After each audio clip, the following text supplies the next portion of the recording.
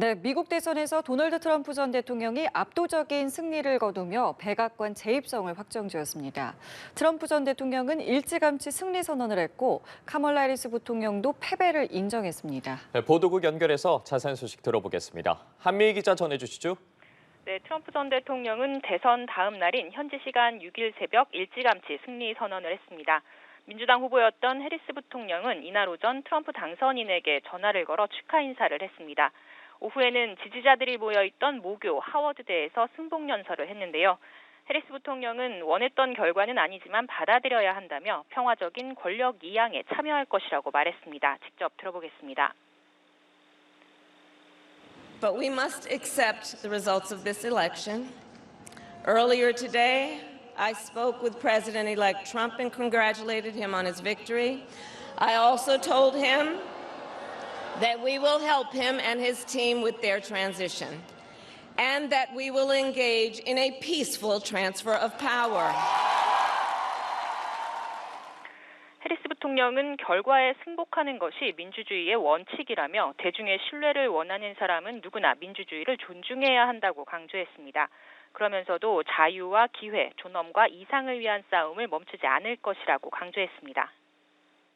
네, 애초 현지에서는 유례없는 초접전 양상이라면서 선거 결과가 늦으면 다음 주에나 나올 수 있다고 예상하기도 했는데 그와 달리 비교적 싱겁게 끝이 났습니다.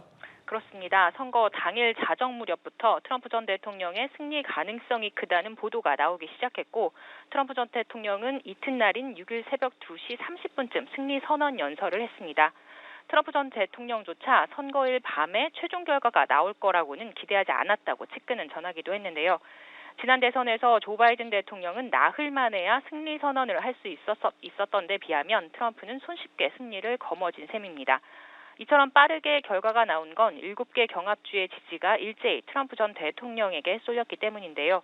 개표 초반 공화당이 우세하다가 대도시나 사전투표 개표가 진행될수록 민주당 우위로 바뀌는 이른바 붉은 신기루 현상도 이번에는 없었습니다. 네, 그렇다면 이렇게까지 예상 밖의 압승이 가능했던 이유에 대해서 현지에서는 어떻게 분석하고 있습니까? 네, 여러 가지 이유가 있겠지만 눈에 띄는 건 유색인종, 특히 라틴계 남성의 표심 변화입니다. 라틴계는 전통적으로 민주당 지지세가 강한 그룹이지만 라틴계 남성 유권자의 지지가 처음으로 민주당 후보를 뛰어넘어 트럼프 전 대통령에게 쏠린 겁니다.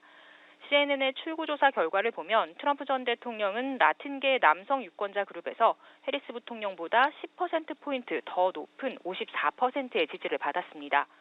앞서 트럼프가 출마했던 두 번의 대선에서는 모두 민주당 후보였던 힐러리 클린턴 전 장관이 31%포인트, 조 바이든 대통령이 23%포인트 우위에 있었는데 이번엔 뒤집힌 겁니다. 반면 해리스 부통령의 낙태권 이슈는 기대만큼 위력을 발휘하지 못했고 전통적으로 민주당세가 강했던 젊은 층의 표심이 이탈한 것도 트럼프의 압승에 기여한 것으로 풀이됩니다. 경제와 불법 이민자 등 미국의 국내 현안뿐 아니라 우크라이나와 가자 전쟁도 적지 않은 영향을 미쳤다는 분석입니다. 우크라이나에 천문학적인 돈을 쏟아부을 이유가 없다며 전쟁을 끝내겠다는 트럼프 전 대통령의 보수층은 환호했습니다. 반면 민주당의 전통적 지지층이었던 진보층은 바이든 행정부의 이스라엘 지원에 반발해 분열하는 모습을 보였습니다. 지금까지 보도국에서 전해드렸습니다.